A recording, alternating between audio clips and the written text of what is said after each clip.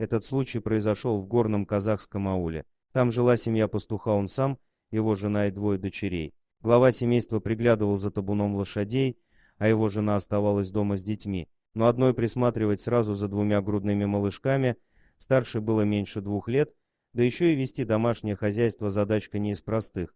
Поэтому любящий муж помогал своей жене и брал старшую дочь с собой на работу. В выходные вся семья оставалась дома и проводила время вместе. Но однажды такую идиллию нарушили мужчину, вызвали проследить за табуном, так как сменщик на работу не вышел. Он немедленно вскочил на лошадь и умчался в поле, забыв о том, что старшая дочь привыкла ездить с ним. А вот малышка не забыла и тотчас же поползла вслед за папой. Мама была занята младшей дочкой, поэтому пропажу старшей заметила не сразу. А когда спохватилась и пошла ее искать, то девочки нигде не было. Убитые горем родители искали ребенка, последующие 3 суток им помогали соседи, но все поиски оказались безуспешными. Так как неподалеку от аула был лес с дикими волками, то все посчитали девочку уже не найти, ее растерзали звери. Конечно же, и отец, и мать винили себя в гибели дочери. Искать пропавшую девочку помогали все жители аула, но один из них отсутствовал дома несколько дней, он ходил на охоту,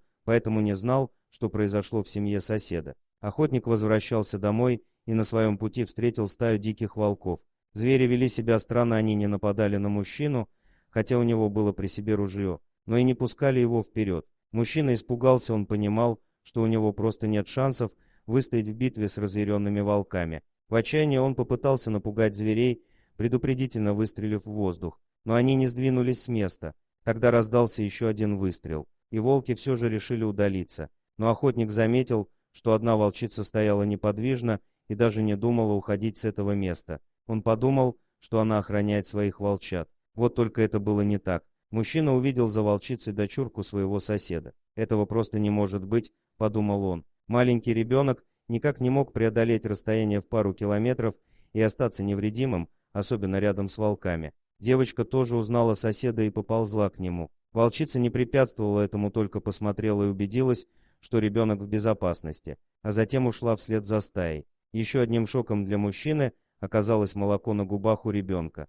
Ведь это значило, что волчица ее кормила. Почему так случилось? Было ли это результатом жалости или же волки перепутали, приняв девочку за волчонка? Охотник принес девочку в аул, и счастью родителей просто не было предела. Они тоже не поняли, что это было за чудо, но какая разница, ведь их дочка снова рядом, целая и невредимая.